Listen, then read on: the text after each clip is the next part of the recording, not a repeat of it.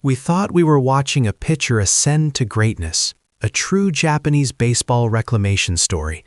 But behind the dazzling velocity and the newly discovered splitter, there was a chilling calculation.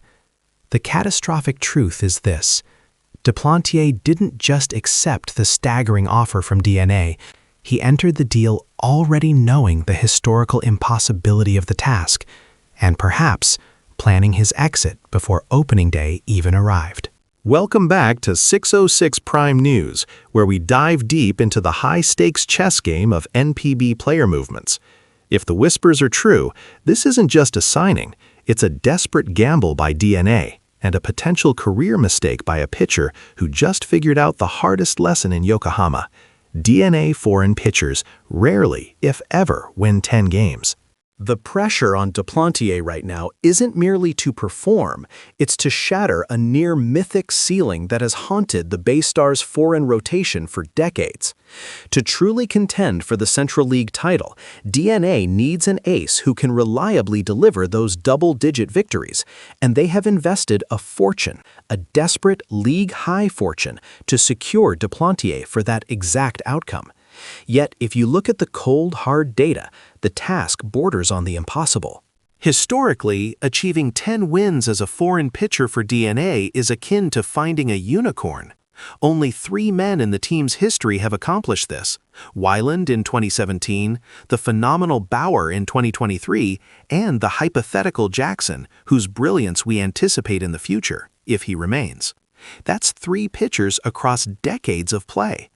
Consider the case of Kazuki last season. He posted a league-leading 1.47 ERA, a metric of pure pitching dominance, yet finished the season stuck on 9 wins. 9. The forces aligning against a foreign pitcher in this organization, whether it's run support, bullpen collapses, or simply the brutal efficiency of the competition, are almost systemic. As one seasoned scout, who wished to remain anonymous, told me bluntly, the money DNA paid Duplantier wasn't for his ERA, it was a down payment on dissolving the curse of the 9. Now, this leads us to the heart of DNA's aggressive recruitment. Why spend so exorbitantly on a pitcher with documented injury concerns who didn't even make it through a full season last year, barely registering 1 appearance post-All-Star break? The answer is simple. Desperation breeds extravagance. They lost their established rotation cornerstones, leaving a gaping void. DNA needed proven firepower, not just warm bodies. They were willing to pay the massive premium because, compared to rivals like Hanshin or SoftBank, their current pitching staff, especially the starting rotation, is fundamentally shaky. They needed a stabilizing force, and they needed it immediately. They acted quickly and spent lavishly because they believed Duplantier, even with the health risks, represented the closest thing to an immediate championship catalyst. You cannot fault DNA for their ambition, argues veteran sports commentator Ms. Akiko Saito. They knew that securing a proven starter with NPB experience was essential for a title push. They poured the remaining budget after the initial acquisitions into Duplantier, viewing him as the non-negotiable final piece. It was a high-risk, high-reward move, and given the scarcity of quality starting pitching globally, it was perhaps their only choice. This brings us to the counter-argument, which many modern analysts cling to, that judging a pitcher by the archaic metric of wins is pointless in 2024. They argue that a pitcher's contribution should be measured by metrics like FIP, WHIP, or pure innings pitched, thereby minimizing the impact of the team's defensive failures or offensive slumps. And technically, they aren't wrong. However, this perspective fundamentally misunderstands the psychological ecosystem of the NPB. While a 7.4 ERA with 9 wins is mathematically excellent, the cultural requirement for a championship ace, the one who commands respect and sets the narrative, is that double-digit benchmark. The DNA clubhouse, desperately needing confidence, needs that tangible 10-win mark from their high-priced star.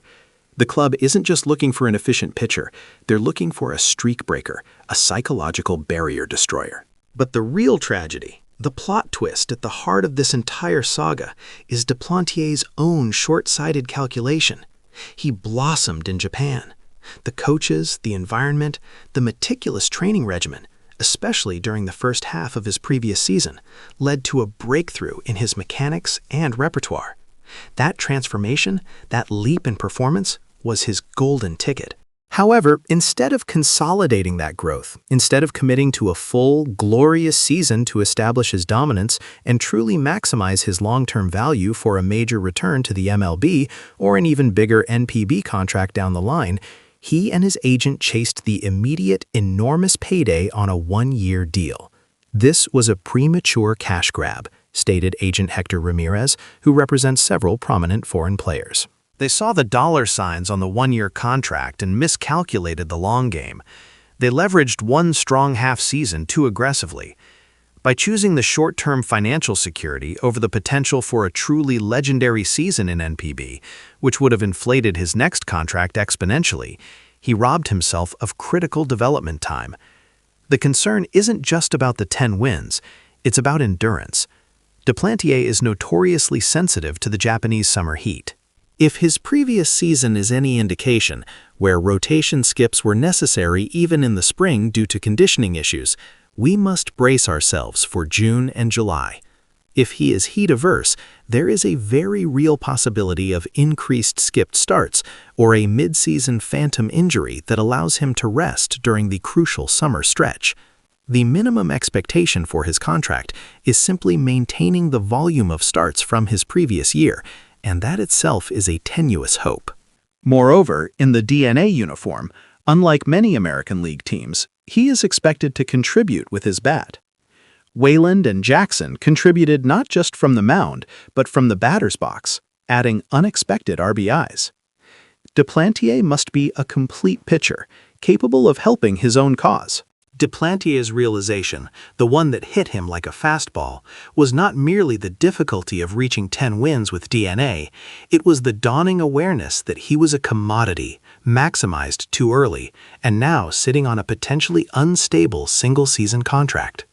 He had the opportunity to build a legacy, to choose the path of maximum professional growth, fostering a complete pitching career, perhaps staying longer in Japan where he thrives, or commanding a massive MLB contract after a full, brilliant NPB year. Instead, he chose the golden handcuff.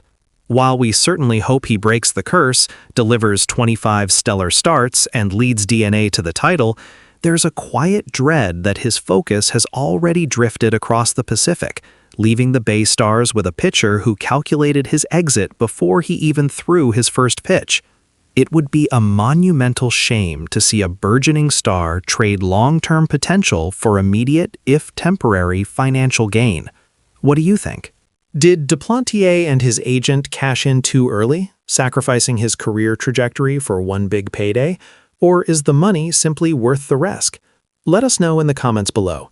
Be sure to like this video, share it with your fellow baseball fanatics, and subscribe to 606 Prime News for the deepest dive into NPB analysis anywhere online.